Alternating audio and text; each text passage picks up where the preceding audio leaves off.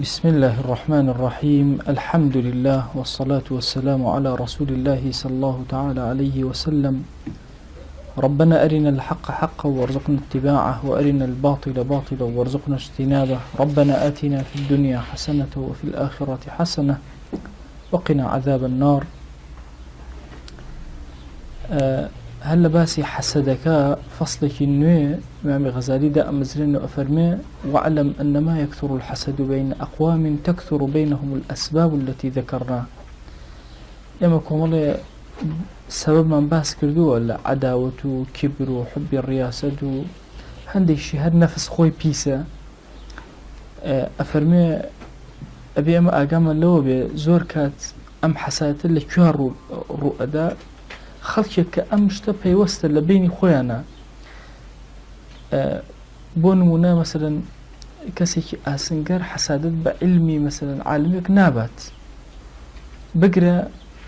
عالمك علم مثلا حسادت بعالمي اشتر أبا وتوانك أقراني يكترن لبابتك وأكاد أمشتانا كبر باشا درجمناتي أما لبيني أنا دروز بي. ويقع ذلك غالبا بين الأقران أوانيك قرين يكتر نزيكي يكترن يتبع خزماتي بهالشوازي والأمثال هاويني يكترن لمسأليك والإخوة بران وبن العم بابلان قران إمام، لأن سبب التحاسد توارد الأغراض على مقاصد يحصل التناقض فيها فيثور التنافر والتباغض. أفرمت شنك هوكاري يعني حسادك شيء أو يكومل غرضية لبيشه ولا سر كومل مباس إنجا تناقض دروسه بي أم الله نخيل فكري أم أوايا فكري والحال بوشي وازي اختلاف دروسه بي وحساد اللي وانا ودأوا دروسه بي والشيطان يزفر بإنسان كان إهنه جاء أقر إما سيركين لمسالي حسادته وعداوته أوانا إسا حتى مثلا زانايكي بتشوك قد ناتوانا حساد بابا زانايكي زوزو قورك لمستوى كان بنبي جوري لمثلية قرينية باولين لو نيوانا هبه إنجا مثلا أم أتواني حساد لو يتربري هستكا أما هاوتاي أما توزي لو زياتره أقر زور لو زياتر بي إتر ناتوانا حسادت ببا. إذا كستان بينيو مثلا حسادت بيغمبران بري عليهم الصلاة والسلام ناتوانا حسادتيان في بري. كي هي مثلا بيو حسادت بإمام غزالي بري ناتواني مثلا حسادت بإمام الشافعي ببا ناتواني شكل لمستوايا كانين. يا كسي يقول والله من حسادت بملائكة أبم كل جنسي خويني ناتوانا حسادت هاد ماشي بمشي حسادت بوان ببا بلكو أولا بيني خزم وكسا لبيني قرينة كانايا أو حالة دروس أبي أفرمي. ولذلك ترى العالم يحسد العالم دون العابد. سيركي عالمك حسادت لقال عالمك كبرا لقال عابدك نايك زور طبيعي بلا أم عابد عبادتي لم زياتر بي بلام سيركي أو توزي علم يعني نشاطي لو يتر زياتر بلا علمك سيركي بينا خوشا وحسادتي في أبا وعابدك أشبه ماشي واز. والعابد يحسد العابد دون العالم. عابدك لقال عابدك حسادت أبا بلام حسادت بعالمك نابا تشن نشاطي زور بخزمتي زور بي حسادتي بي نابا. والتاجر يحسد التاجر. تاجرك بازرقانك لقل بازرقانك كتيرا أو أكن حسادت بيكتري أبن. والإسكاف يحسد الإسكاف. إسكافي بما بينشيتيه وانيه اتنازع يستشهر إسكافية فلان مثلا لبخا مصر أو بتشيا بير مكيتو دانيك ولا بغا خلقي هلب جابو لا طبعا بغداد زور سيرة حرق شوكولاني قوتي بياكي كردي كيتي أدوزيتو تنجارك ليوتي أفرشت ما نكري روجك سير كم بكردي قساك برا روت إنك برا تولك يوغش تيرة والله من هلب جيب وتي والله من هذا خزبي توج درس جافر. والإسكاف يحسد الإسكاف يعني حتى سيركي مثلا أم كابرايك بيناتشي بابلا نايت حسادت ببابتشي بالتاجر وبازر يعني كي زور قورة حتى للدنيا شاوية شون للدينا مثلا حسادتك أو لا مستواك ولا مثله يجبو شوازة. ولا يحسد البزاز إلا أن يكون بسبب آخر. طبعا بزاز أميك قماش أو أنا أفروشي يان أو ريشم فروش يان قماش فروش. جاب بزاز لبر بزازتك إلا بزازي كتير مثلا أورشم فروشي كتير قماش فروشي كتير لقل أما منافسة أكات وحسادتي ودروس به إلا أن يكون بسبب آخر مقر سبب ترهبت يعني لنزيك أو سبب ترهبت بو نمونا مثلا سيرك أم كسا بابلا قماش فروش أو يتر زانايكي زور قورية أم قماش فروشك مثلا حسادت أبا زانا قورك بوشي نقلبر إيشك يعني مثل نخير لبر خزم بران آموزان مثلا لروي كتير ولا جهتي كتير ممكن حسادتي في بري بلام لخدي بابلن علم تجارة بازرگانيك و نتواني أويبك حسادتي في بري والله سبب كتير هو كاري كتير هي لأن مقصد كل واحد من هؤلاء غير مقصد الآخر هر يكيب لما أنا اشتانق لما ذهن وخيال وفكر يا هاي لو يترانيه يعني سبحان الله توزيعاتك سير هي يعني لو مسائلنا مثلا كابرا أجر وستابه تصور كان خيالاتي شيء أوي كوستاهيك زور ناجح وكرامة و مثلا أو عالمة مثلا بوشي وازا هر كسي يعني طالبة تلبية حزكا يكمي همو صفكي خوي بي ولهمو بقوتلو بهستر بي وهني صايش نكا واش قصيك صايش نكا يكميش بي ماشا وهكذا يعني إما لمسائل هرشتيا فكري خوي سبحان الله بويا حسادت بشتي كتير نابا جارك باسي أو ما نكرك مسائل سلطة وأنا دوستكم يزور قصي نستقو أنا هي وتنبو خويا من بيلاي ملايتي بس سروكي هرم ناقر توزه وساوتي جاقو ولا علمي منطقة تيجا ببيري بيخيون دوما وقتي خوي لمن الله تيا مهميتي تانية شو مهميتي يعني ما لا أهالي وتنا هر خيالات وفكر أولا آستيك أو بلا وزور أويا تي إستا ورا تصورك كسيكي كريكار كإيشك همان فكريتو هي تي همان شتي هيك أو هيج مزية فضلك تانية وتأشهد بالله راسك هيج مزية فضلك تانية تلا دو كلمة بكار ريلا وتو شكا فعلا تمنيتو فكريتو خيالاتيتو مقاصدو مراميتو شتي كتير مرامي كسي كتير جباري كتير بويا سيرك لبين السياسي كان حسادتها لبين علماء بيكا وحسادتها لبين عبادة حسادتها أهل بازار حسادتها خزمة كان لبين يكا حسادتي كان بس هيتشي ناقات حسادتي مهنة لهمو بقوتر همو محاولة وكا ترفعك بسر أبيتر أو زيادة لها بالأبيتر فأصل عداوة أصل عداوة شيء التزاحم على غرض واحد يجمع بس هي كان كسي كيزور هرهميان يعني أغرزان دسكة وهي حسادة لمني وأنا دروسة بأنواع مشاكل دروسة والغرض الواحد لا يجمع متباعدين يكما بس دو كسي زور دور أو ناكا يعني كوان ناكاتو إذ لا رابطة بين الشخصين في بلدين لدو ولاتي جياوازا لدو شاري جياوازا ليك مقصدك بشكا كون ابن وبوي حسد بيكتر نابا ولا يكون بينهما محاسدة إلا من اشتد حرصه على الجاه لنيوان أمانة حسد دروز نابا إلا ما قر كسيك زور حريص بلا سرويك جاهو ناو شورتو بلي زور قوربي بلاماري همو دنيابا فإنه يحسد كل من في العالم ممن يساهمه في الخصة التي يفاخر بها لو اشتكوا شانازي بيوأكا وأكادك حسادت بهمو عالم بره بويس جاري واسيرك مليكك أيوه همو دنيا دايرك همو مليكة كان يترنه هذا شو أهل السياسة باشا خوي أيوه يكبيت كسي ترنبي بوي أم بابتي غزالي زور قرنجة لم نقطاك براسي إنسان أبي أجاي ليبي مثلا بزانة إيشكي غراسكي مبستكي خوي تشي أليو حسادتي توشبه وليو شو حسود تأثيري ليك لو نقطة أبي بويا بورياي تشاو كراوي لا أو خالة ومنشأ جميع ذلك حب الدنيا والله أجازور وردي شكيته دجمناتي لبين إنسان كان خوش يسيب الدنيا دروسي كرده أجازور وردي كيته بشيت الناخي فإن الدنيا هي التي تضيق على المتزاحمين كل آخر الدنيا وأكات الله ينظم الدنيا اللي بتكون مشرك باشا وايلياته وتكون مشرك لخلقي هرهم بلاماري أدا شكو بلايا وكما طاقي إنسان سبحان الله خواي قروا واي دروزنا كذا مروا بو سرزوي برواكن استا سرزوي هرهم بي بنفر تير أخوا هشتا تيرنا أخوا كابو شوينة تير هيا بي أم إنسان تير بخوا بۆ سێرەکەی لە فەرمایشتەکانە ئەفەرمێ مەسەلەن کەسێک ئەچێتە ناو بەهەشتەوە بەقەدر هەموو ملوکی دنیا و ئەوەندە و ئەوەندە و ئەوەندەی تریش ماڵ و سەر و سامانی ئەدرێتێ اینجا ئیسراحەتەکە باشە بە مەرجێ لەوێ حەسادەت نییە تەباغوض نییە لە بینە یعنی هەم بە زەوی کۆنتڕۆڵ نابێ فکری ئینسان گەورەترە لێرە باڵاترە لێرە حتا ابن جوزی ڕەحمەتی خوای لەبێ لە مەسائلی ئافرەتە کە ئەفەرمێ نێت کەسێک کچی هەموو بەغدای بۆ بدرێتێ کچێکی غێرە بەغای بێنێ تەماعیتی ئەکە بۆ چونکە غەڕەزی ئەو لەسەر زەویە جێبەجێ نابێت إلا خلت أهم مانەوە بۆ ئینسان مەسەن ئەم هەموو محاولات ئەکە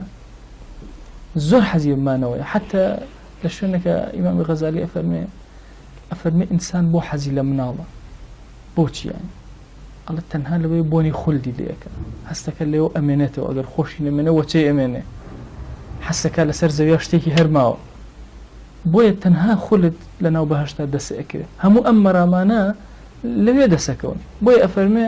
فإن الدنيا هي التي تضيق على المتزاحمين كل الدنيا لآخرة إنسان كشي نابي بس ليرة أو متزاحم بس الدنيا وهر همو أما في الآخرة فلا ضيق فيها فإن من أحب معرفة الله تعالى وملائكته وأنبياءه وملكوت أرضه وسمائه لم يحسد غيره إذا عرف ذلك أجر كسي محبتي ناسيني خوا وملائكتي خوا وأنبياء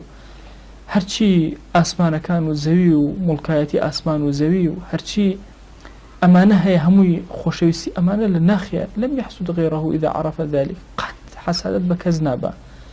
لأن المعرفة لا تضيق على العارفين كرة ناسين قد بچوك نییە ئەوەندە بچوک بێ عارفەکان شەڕی لەسەر بکەن هەر یەکەی لە ڕێگایەکە خوا ئەناسی هەمووشی پێی مرتاح هەمووشی دەرونی ئارام فكرة ماسا سائدي نورسي لمسائل معنويات أجا بكاري بينين أكا أفرمي كسي أجتا باخي السيوكوا تواناي نية منالك سيوكي جنيو أدوزيتو لايكي أخوال لايكي إسفادي لي أكاتو الله الحمد لله تيرم خوان أويتر أشي سيوكي جوان أدوزيتو أويتر أشي داريكي بيو محاولة أكا يقو سي جوان تر كسيكتو أشي داروانا بميلي خوي هموشا أشتدر وزو مرتاح بالضبط مسائل عرفانة بو شوازي معرفتي خوا جل جلاله معرفتي ملائكة أنبياء أما كس حساب بكز نابا بو هر كس أروال لو ميدانا أسبي خوي تاويا خوي تيركا بشي خوي دسكا بأندازي وستي خوي كرانوي فكري خوي قورا بي عطاك جاري واهيا أبيني كسي خوي قورا شتاني زور قورا تري بي عطاك لكسي كتر شكو فكري أم كسا خوي زور قوري زور عالية خوي قرر زور درجة كاني خير بسرية والله أكاته والتزاحم قد دروزنا بلا مسائل أخروية بل المعلوم الواحد يعرفه ألف عالم كره يك معلومي بتشوك لمسائل خواناسية ممكنة هزار يعني مليون زاناي بايدار هرهم يعني بناسا ويفرح بمعرفته هموشيان زور خوشحالا بو معلومة بتشوكي كلا خواناسية دسيان كوتوا فلذلك لا يكون بين علماء الدين محاسدة لبين علماء الدين حسادة كردن نية لأن مقصودهم معرفة الله سبحانه أو مقصود يعني بريتيلا ناسيني خوا وهو بحر واسع لا ضيق فيه دريائكي بيبني قورا هيش تسكايكي تانية وغرضهم المنزلة عند الله هم بس شان أولا لا إخوة أقرب قرن ولا ضيق فيما عند الله بخوا هيش تسكايو تروكايك للاي خوا والنية بلكو هموي باناياتي وقورياتي وروشناياتي لأن أجل ما عند الله من النعيم لذة لقائه شكا جوان ترينشتي برس ترينشتي كلا إخوة هذه لنعمة كان بريتيا لا تشيجي جيشتن بخوا وليس فيه ممانعة ولا مزاحمة أوش كز منع ناكري لي وازدحام قد دروزنا بلا سري ولا يضيق بعض الناظرين إلى بعض بخوا هيج كسك كخوا أبينم كس بيري كسي ناميني هتاوكو بير لوكاتو بلي والله با بيشتاي فلان كز بقرم با أويتر خوا جان نبيني هر أصلا لهوش خوي أتشي وجوه يومئذ ناظرة قشاو جوان إلى ربها ناظرة بس خو أبين حكي تر لا طبعا إلى ربها ناظرة إلى ربها خبر بيش كوتوا ناظرة مبتدا دوا كوتوا علماء فرمون أو بوشي أو حالة الرداء طبعا إنسان اسم من أجر باعتيادي مثلا سري أم برايم بكم لهمان كاتا إيوش همو أبينم جزر كطلبة وزن ما وصل كالرؤى كاتا أم لا أجي لواني وفار أجي ليت كالرؤى جيت أم لا هر أجت شاود هر أجي لي جبوي الله لكاتي سعي كردنا مثلا إسا أو كتاب أخواني تو همو أم رنجانة داخل ابن وياها أزن قلوبي أو يتسأ خوارو همو جورك تاريخ فقط أوشينا روناك باشتني شوازي خوانو يساك دراسات كراو أما يبوي تشاوكا هيج نبيني بس أو بيني يكسر وري أقري سبحان الله لبهشت لنا أوهم نعمتها خواهي قولت تمثيلك شون أكا كالي إلى ربها ناظرة يعني تشاوكان سيري خواه كان حيشي ترنا بينيت أوهم نعمتي بهشت هر آقاش يعني اللي نامن لخوشي أويك جيشن في اللقاء خواه بوي اللي شون إنسان حساد ذكا لك سيكته وآقاي لخويني بس تشاوكان حيشي ترنا بيني تنها أو لهندي علومة وقتی خوی لکون فو آنا کم تان کون فو جماعة بس يعني ذكر أوت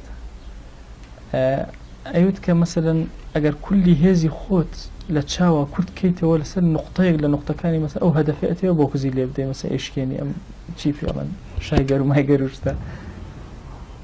أيوت هندي جار بيش أو دست بيش كاني تشاوش كان بيتي يعني هذه تشاوكت بوشوك التركيزي كل الداناوة أنه هندي جار بيش أو يدز بقاتي إيش كاني طبعا من كأوشت أو ترى هميشه سبحان الله چیم بیرکوتو او صحابانی که شمشیریان اوشان هن والله پیجوی بقات ملی کبرا ملی پری دوی عرضی پیغمبر خوان کرد صلی الله علیه وسلم فرمود ملائکتی خواه پیش او لیدن طبعا دائما سبحان الله او اهات زینم که انو او ترکیزکی پیش او دست بیگاتی هزی خوتی بقاتی هزی چاوش کن بید شو تقیشی زور عظیم لإنسانه بلا ابي او تركيزه وهابي او چاو حج نبيني او نقطه خوي نبي انجا اتوانا كل هذه كوكاتو مثلا بيني والريزه او شي في الله شايقر وما يقر اشكام جاء مسائل بينيني اخوا بو ازدحامي لسدروز نابي ام كس تركيزي كلي تنها لا او هيك تر نابيني جاء انساني عظيم دائما اشتور ذا لبلا وهيج نيه هرسال لا شيء لنا كاتو او سيري اشتي كتير اكا مقصدي كتير والله علماء الدين حقيقي حسادة قد بيكترنا اقان لا يكترني اصلا اقان لا يكترني جارك دوستك بس الريام انا كرت بس يكر ايو خواد ناس كاني بيشو بور ريان نبو اصلا اقان لخلق نامه او اندت قالبنو للنجا ايو اسئمه بوشي الريامانية ايو لبروي امش اقام لخوماني اقام للنجا كشني ايتتاري بوبكي هر اقام ليني ايكيم يعني ايكين الروحتو بويا رياناكين اما او اجر رياناكين بس اوان ضليان لكيو اما ضلمان لكيو فعلا قصة كزوطها انسان جاري وهي كسير كان تركيز لسر شتيك داء نشتكاني تر لدسي درسي تورا مثلا قلبرا ولا نو فيلميكا برواك لفناتا تقطق كري اقوليني مشاكل دروز اقوية لمالتو اقاليني هيج تقل درقاء ادريتو اقاليني يوت او ينابستي همو هستكان جمع بيلا شوينكا ايان لدو قولي خريكا قولكا كي اقايل اخويتي هرمو تشاي لسر قولكا ها داي اسا قولكا لو كاتا بانجي بكي هندجار هستيني يعني كسكا هيج اقايل اخويني بو چکو ترکیز فکر میشک هموی لیک شوینه لیوره مثلا اگر عابده کان با بین پیش چای خود هرچی عابده خریکی خواناسی اما هومان مثلا بس خواجان ببینین تو خود چون اتوان حسد لیک ترفی ناتوان اگر بشمانه بیکن هر ناتوان باشه بو چکو اما خو یکتر نبینین سری یکتر نکن اما سری خواجانه کار بو او اکین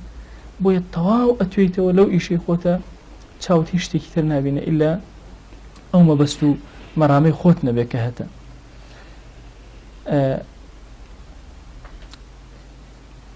بل يزيد الأنس بكثرتهم بل او كسيك المقام خويا اوستي زۆری پێخۆشە کە خەڵکی زۆرتر وەستاد ئەم خواناسی ئەەکە مەلایەکە خواناسی ئەکات مسلمانێکە لە مزگەوتە خواناسی ئەەکە کە ئەهلی جەماعەت زۆرە بێ ئەم زۆر شانازیان پێوەکە الحەمدولله نوێژی ئەم بەیانەمە 3 ساڵ بوو دڵی زۆر پێخۆش بەس ئەگەر خواناسی نەکە بەلایە زۆر ئەرە فڵان کەس تۆ بۆچی هاتی ئەم بەیانە ماڵە ئاوا بێ قەرەباڵخی کرد باشە بۆ چونکە ئەوە خۆی دەرکەوێ لە زۆریە ئەموو نەبێ بەڵام نە خواناسان دائما هەز بەوە ئەکەن کە جەمهەرەتەکە زۆرتر بێ بۆ ئەوان باشترە إلا أنه إذا قصد العلماء بالعلم المال والجاه تحاسدوا لكن علماء حسادت أبن بيكتر بخوا أجر حسادت كان بيكتر برد أو ما بس يعني بعلم كان مال وجاه يعني منصب يندسك يعني باري يندسك إتر حسادت بيكتر أبن أو بوشي أو أجر وانا بكس حساد بكذابة والفرق بين العلم والمال كرة فرق لنوان علم مال زورة أن المال لا يحل في يد ما لم يرتحل عن يد أخرى مال طبيعتي آوايا يا لدسي منها ناوتشيبو يا لدسي كاكا باور اسم مالك لدسي منه نقله ودسي كاكا لا منا من أشت لا كاكا باور باشا أي علم شونا مستقر في قلب العالم وينتقل واضحة للدلة ليرة جيجير بو نقله ودلة شتر ليرة شروك خويما بلكو زيادة شكل لنقلك زيادك أو لنقلك لدسي أم درسي ودسي كسيكتر بوي إنسان حسد لسا مالك لسا علمناك ويحل في قلب غيره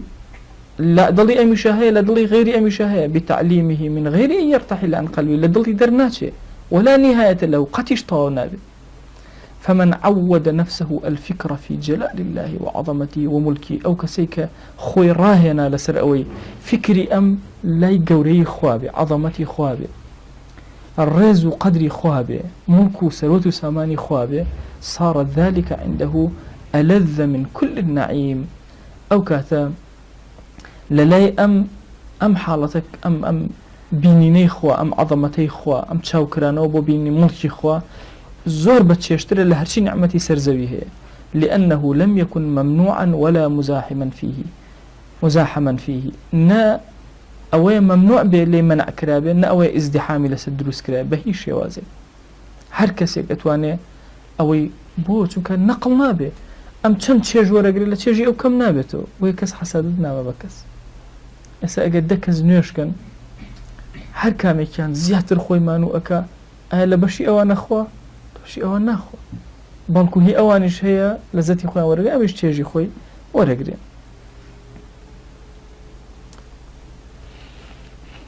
ولا يكون في قلبه حسد لأحد من الخلق بهي شوازي حسد لدلي أم كساد دروز نابه لأن غيره لو عرف مثل معرفتي لم ينقص من لذتي أجا غيري أمجه همان معرفتي بأخوها بهج لم كم نابته فقد عرفت أنه لا حسد إلا في المتوارد على مقصود يضيق عن الوفاء بالكل بويق بيشتري وتومانا كحسد لشتيك دروس أبي شتيك موردك باشا بابلين شتێکە کە هەمووان پێکەوە بەشیان ناکە ئەگەر بەشی هەمووشیان بکە کێشیان نابێت حەسادت بە یەکتر نابن بەس کە بەشی نەکردن اینجا حەسادت بە یەکتر ئەبن ولهذا لا ترى الناس يتزاحمون على النظر إلى زينة السماء تأس بينيت خلق يعني أو بكان حسادت بە یەکتر بەرن کاکە یان تۆ سەری ئاسمانەکەیت ئاسمان چەند جوان زینەتی ئاسمانە بینی و ئەستێرەکان كاس حسودي أبا والله تو نابي سيري أسيرك من سيري أسيرك لا تقول لك كاس كم نابته كم سيرك جواني أبيني ببينا لأنها واسعة الأقطار وافية بجميع الأبصار همو تشاو كان لخو أقريو هيج كز مزاحمة لسا كسي تدروزناك كز أولنيا من أم لا ينبيني كز أم لا ينبيني هزاران مليونها كز ليكاتا همو أو لا يأبينهم شان شيجي خوي لور أقرن فعليك إن كنت شفيقا على نفسك أن تطلب نعيما لا زحمة فيه أجرتو كسيكي نرمي لقل خوتة خوشة هميشه بشوين نعمتك بقرك ازدحامي لسر نبي ونارحتي بو كز نبي ولذة لا تتكدر سيري تشجبك كقتل ليل نابي كدير يعني ليل ولا يوجد ذلك في الدنيا إلا في معرفة الله تعالى وعجائب ملكوته بوخوا لم دنيا أو تشيجا ورناقري أو نعمة دزناك إلا لناسيني خوايا نبي لشت سير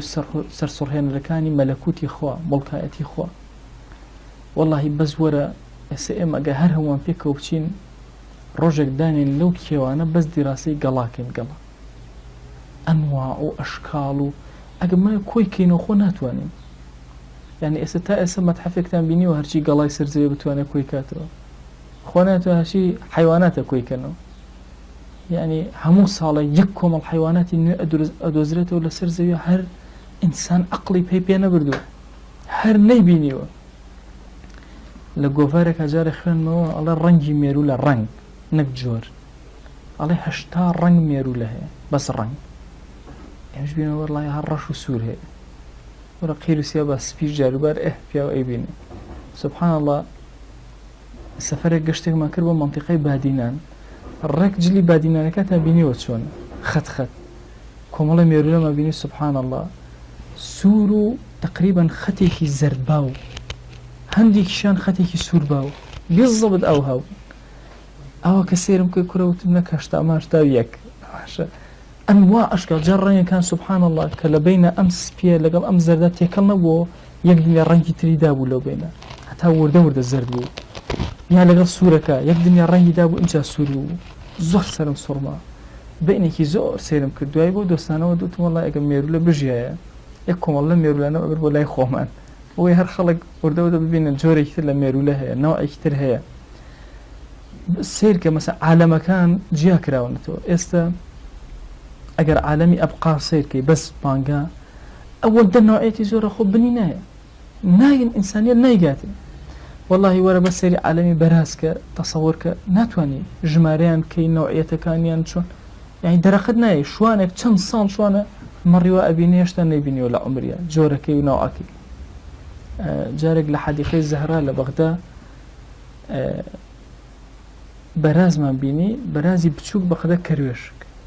بالضبط لا كرويشك قولتي تيان نبو همي بسكولا طبعا لم يابو دانابون وانا كربا جيل لمكا وانا اهاتنا دروا دي قتم ادان برازي قورشي ليبو سبحان الله صفات يعني شوازي جولان شوازي لا كردنوان دمو تشاويان هموشتي كان اوان وبتشوكي بتشكرا ونايكي بغداد كرويشكي بيرما كردو أبيت شني تلم بينها بها تا قورك وأبيت شن لو قوريك من بيني وما قورة الهبه وأبي زماني آدم أمانة شن قورة وبن ورد أها نرم هاتن تخوارو شون مرو بشوبتو لشزرا أو بخوارو همو أجل كان شان أو هاتن تخوارو أبي أسبك شن قورة وبي أسا تشيلي هاتو ميروليه شن وبي حجمك أسا خو ميروليه زماني آدمات همان إخوار أشا يعني تدي قد بدا سبحان الله أمهمك ناتوان مسي ملكوتي خوابكم هل ناتوان بروابكن إسا أما برتقالي غلير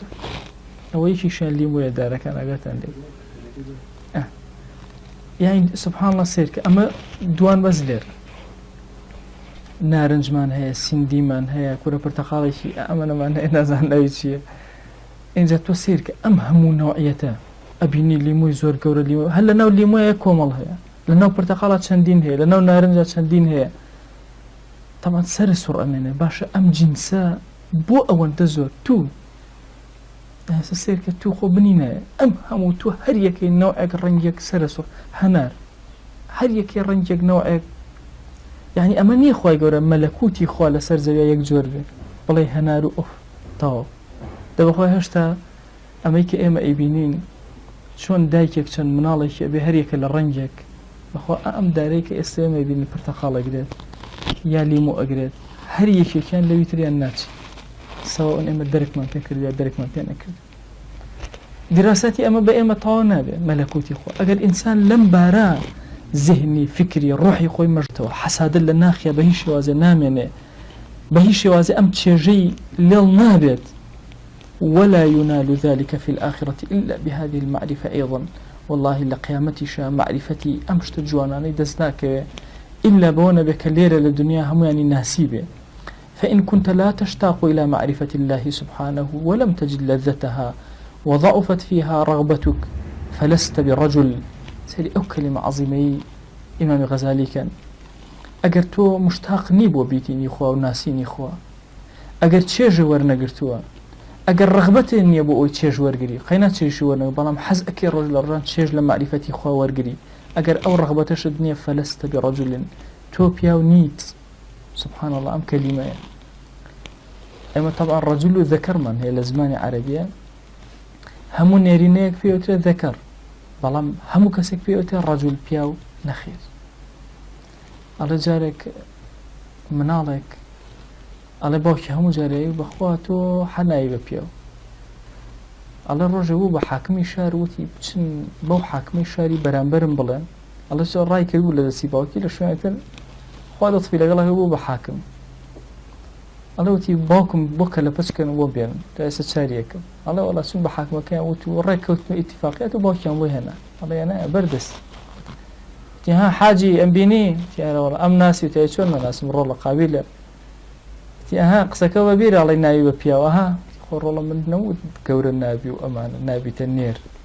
نابیتە پاشە خۆ منەوەنەوە تو ناویتە پیاو ئێسەر نەویتە پیاوە هاشە کەسێ وا بکات لە باوکی خۆی. صفاتی پیاوەتی يعني شتێکی ترە لە زمانی عەرەبیشە سبحان الله ها فەرمێ من المؤمنین رجال لەناو ئیماندارانە پیاوانێکە باشە نەوتو هەرچی ئیماندارە پیاوە نەخێت پیاوانێک لەناو ئیماندارانە هەن بۆیە ئەمیش غەزالی ئەم وشەی ڕەجولە کە بەکارەهێنێ کەلیمەیەکی زۆر قورسە لە فەلەستە بڕەجول والله ئەگەر ئەم کەلیمەیە ئینسان سەدان جار بخوێنێتەوە اینجا لە خۆی تێئەکە ئەگەر تۆ مشتاق بە ناسینی خوا نیت ئەگەر لەزەتی معرفەتی خوا و ناسینی خوا و هێشتا نەچێشتووە و نەودۆزیوەتەوە و ڕغبەت لە تۆیە لاواز بووە ئیتر بە دوای چێژ بە ناسینی خوا ناگەڕی بەخوا تۆ پیاو نیت ئینەما هذا شأن الرجال ئەمە ئیشی پیاوە گەورەکانە کاتێک کە ئینسان مشتاقە بە بینینی خوا و معرفەتی خوا هەرچی ئەبینێ لە پشتەوە ئەڵڵای تێ ئەخوێنێتەوە. أفرمي لأن الشوق بعد الذوق شو كإنسان كي تشيجي ورقل إنجا شوقي بدروسة بوشتك هندك ميوهي كإنسان لجاني خويا قطني خواردو لخويا كم جا ناتواني بيخوا حرشي أكا شتيكي كرة كرة من وكم لبير شو أمشي إيراني نانا الله تماتي ولا ترتا نانا كي خرمالو بەبیرمە خورمالو تازە یەکەم جار هاتبوو باشە وتیان وەڵای کاکەیان فەقێک ئەسم خورمالو ئەکڕم کوڕە ڕۆڵە داینشە وازمان لێبێ وتی نەخێر ئەسمەی کرد چوو کردەوە خۆی تۆزە ترتیەکی تێت ناو ترتە دانەیەکی کردەوە کاتە کاتی گرانی بوو لە لەتی کردبوو یەکی سوچی بە حەزمای لێ دایانایەوە کەس لێ خوارد ئێستا بەبیرمە خۆشی بۆ خۆی پێی نەئەخورا بەڵام لەبەر عیبە هێراوی کۆرە ئێوە نازانم شتی خۆش چیە ئەی خوارد دەست تەئکید و کە خۆشی پێی خۆش نەبوو بۆ چونکە ذەوقی نەکردووە وە کەسمان حەزمان لێ نەبوو وە شەوقیشمان بۆی نەبوو. یەکێک لەو دۆستانەی زۆر زەمی کرد لەسەر ئەوەی کە ئەو خورمالووی کڕی لەو کاتە شەوێک چوومە ماڵا سەرکە خورمالوویەوە داداوە تو بەبیرتە خورمالووەکەی کە هێنای کابرا ئەوە تەوزیعی کرد و ئەوانە تی بۆ خوا ماسا یەکێک لەو میوانە ئێستا زۆر حەزم لێتی ئەو خورمالووە بەدەست خۆم نییە كاك الذوق الشوق بعد الذوق كإنسان تشيجي ورق إنجا مشتاق يبي مناڵی بچووک بێنە یەکەم جار هەر شتێکی بەرێ کە ئەوە ئەکا ئەچێتەوە دووەوە بۆ چونکە چێژی نەکردووە شەوقی بۆی نییە دوای دوو سێ جار کە زەوقی کرد و زانی خۆشە اینجا ئەگریە بۆی شەوقی بۆی هەیە لە دوورەوە بینە ئیکا بە هەڵاڵێ ئەوم ئێ بۆ چونکە چێژی وەرگرتووە بەخوا لێرەش ئەو هەیە معرفەتی خۆیە بەس چێژ وەرگرت شەوق دروست ئەبێ بۆ بینینی خوا بۆ معرفەتی خوا بۆ نزیکبوونەوە لە خوا هەمان شتە واللهی لێرە کەمێک چێژ کە وەرئەگری هەموو لەحظەیەک تەمەنا ئەەکەی کەی بە حزوری خوا بگەم کەی زیاتر لە خوا نزیکمەوە کەی ئیشێ بکەم تۆزە زیاتر خۆی گۆ لە خۆم ڕازیکەم هەمیشە ڕەغبەتێکی بەقووت لە ناختا هەیە بۆ ئەوەی کەوە ئەو لایەنەی خۆت تۆکمە بکەیت. ومن لم يذق لم يعرف بەخوا هەر کەسێکیش چێژی نەبێ چێژ نەکات فێریش نابێ معرفەتی زیاد ناکات ومن لم يعرف لم يشتاق ئەو کەسەش کە نەناسێ شوقي بۆ دروست نابێ ومن لم يشتق لم يطلب أو كسشكوا شوقي نبي بخوا داخوازي ناكا بروا ومن لم يطلب لم يدرك أو كسشي كوا طلب نكا بو يبقى بخوا قد بي ناقا ومن لم يدرك بقي من المحرومين مع المحرومين والله أو كسر درك نكات برخوا نروى لنا محروم كان أمانته يتر محروم أبي لبينيني خوا محروم أبي لبينيني ملكوتي خوا لعظمتي خوا لجواني كان يسرزوي هموي محروم بويا زور گرنگە هەر یەکێک لە ئێمە بەڕغبەتێکی زۆر گەورەوە سەیری کەون کە بە چاوێکی تر غێری ئەو چاوی پێشتر چاوی ئێستت لێگەڕێ بۆ چاوێکی تر وەرە بیرکەرەوە لە هەموو سەفرەیەکدا لە هەموو جوڵەیەکدا وەرە بزانە سەری ئەم مەخلوقاتی خوا کە لەسەر زەویە بزانە چی بە تۆ عەتا کردووە چه نیعمەتێک والله ئەگەر نیعمەتەکانی سەر زەوی بژمێری بێ ئەنداز جا سبحان الله ئەگەر ئینسانی ئیماندار زۆر قاڵە بێتەوە یعنی تۆ ئەچی لە شوێنەکە نوێژەکەی وا نەزانی بە تەنهایی والله چی شت لەو شوێنە هەیە بە دارەوە بە مێرولەیەکەوە بە تەیرێکەوە لێ هەمووی شاهیدی بۆ تۆتن لە ڕۆژی قیامەتە خوای ئەم عەبدە نوێژی کرد دۆستێکە بوو لە شوێنێکە بۆ شوێنەکەی زۆر باش نەبوو ماوەسە من چی بکەم لێ بستێکی نێڵی نوێژێک لەسەر نەکردوێ باشی کە ئاکۆی گاڵتەم پێکەن جاوا بیکەن کێ گاڵتە پێەکە 5 کەس 6 کەس 10 کەس ئەزانی چی مەخلوقاتی خوا لەو شوێنە ڕەحمەت و سەڵاوات بۆ تۆ ئەنێرێ چکە شوێنە و زیندوو کردەوە مەلایکە باز ناکەم چەند زۆر وەرە لە شوێنەکە دارەسانێکە دوورکە نوێژەکەی ئەزانی ئەو گڵ و گیا و چۆن گەش ئەبنەوە لە پێناوی کەلیماتی خوا کە ئەیبیستن بانگێک لە شوێنێکی چۆڵە ئەدەی حتا کوێ سەوتە ئەڕوا و لە ڕۆژی قیامەتە هەر هەموو شاهیدێ بۆ ئەدەن ئێمە وا تەسەوور نەکەین کەون بێهەستە وەڵی کەون هەموو لەگە خەڵکی موسڵمانایە و بەهەستە ئەبێ ئاو ئێستا دیراسەت ئەکرێ هەستی هەیە و قسەی هەیە لەگەڵمانە و ڕیسالەت من الماء قسە بۆ ئێمە ئەکا باشە ئەبێت دارێک چ ڕیسالەیەکی بۆ ئێمە هەبێ وەڵی ئینسان ئەگەر سەیری ئەو دیراسەتانە ئەکات کە کراوە لەسەر ئاو پەیامی هەیە بۆ ئێمە بەخوا ئەو دارانش هەر یەکەیان پەیامێکی نوێ هەیە بۆ ئێمە ئاژەڵێک نیە لەسەر زەویە پەیامی نەبێ بۆ ئێمە هەمووان پێکەوە لەگەڵ ئێمە پەیامانی نوێیان بە ئێمە هەیە ئەوەش بەچی ئەکرێ ئەم چاوکرانەوە بەچی ئەکرێ وەڵی بە معریفەتی خوا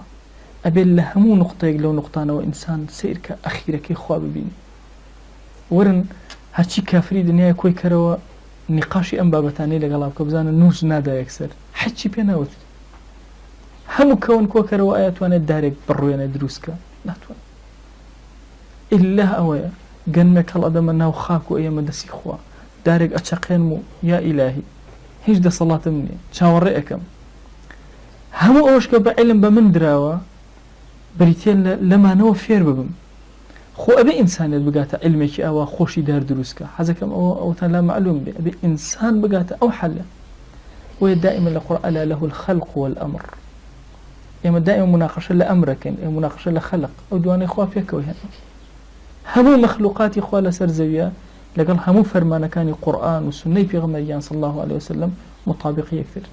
مخالفة لنواني عن نبين أوش كإنسانك مثلا الله والله أمدو مخالفة لبيني أنا هي حالات يجيشتو أقلنا فكري إنساني صحيح بينا بتجرد لهمو أفكارك بيركاته والله أقات النتيجة كي زور طواو لوا بوي أم عزيزانم إيشمان بتشاوي كتير هي غيري أم تشاوي سرمان إيشمان بكرانوي كتير هي للنيوج مانا للطاعات مانا للعبادات مانا نوع كتير تعامل كي باشا كفي غمريان صلى الله عليه وسلم أفرمي أقل إنسانك مثلا نيوجي بياني كل شوينكي خوي نجولا رافعا قدمه يعني يشتاقاتي شون للتحياتا وشوازة دجاروتي لا إله إلا الله وحده لا شريك له له الملك وله الحمد وهو على كل شيء قدير مخلوقي كي خوال سر زوينا من اللم كسا قورة تبي مگر كسي اللم زياتري خيان دبي مخلوقي كي خوا نيوتو مروفيك يعني كتوب لي دارك أروي راست أو تسبيحاتي خواي كلوا يقزر كم ترخمينك ولا تسبيحات تو لو أتكرد بيت بلان تو فضيلتي لدارك قورة تبي بلاي أنجلك أروي فضيلتي تو قورتره أجر هاتو عبداتي خوا نكره أولئك كالأنعام خوا باسك مرۆڤی وایە وەکو ئاژەڵ وایە ڕوتبەکەی بەل هوم ئەضەل هەیە نزمترە لە ئاژەڵ. بۆیە ئێمە پێویستمان بەو چاوکرانەوە نوێ هەیە، پێویستمان بەوە هەیە کە ڕۆحمان دڵمان فکرمان بەڕاستی خوا ببینێ لە هەموو سوچەکانی ژیانەوە، لە هەموو نعمەتەکانی ژیانەوە. جارێکتر عەرزم کردن المؤمن ينظر إلى المنعم والكافر ينظر إلى النعم. كافر بس سيري نعمتكان كاو سرنجي رأيك الشيء، بس إيمان دار لنعمتكان وسيري منعم أكا أو كسي كفي بخشيو. ويقول لقناهي من شوي وجبوري داوا أكين يا ربي فرودقار درجة كاني خير بسر ما نبكروا سر فرازي أم دنيا أو دنيا منك عاقبتك من فر خير كان يا ربي خويا لقناهي داكو بوك ما نبورة سر فرازي أم دنيا أو دنيا منك خويا جان شاوي دلمان بكروا يا أكرم الأكرمين بصيرة من زيادك يا أكرم الأكرمين. خويا بو خاطري قوري خود بصيرة من زيادك، خويا بو خاطري قوري خود بصيرة من زيادك، خويا بو خاطري قوري خود بصيرة من زيادك.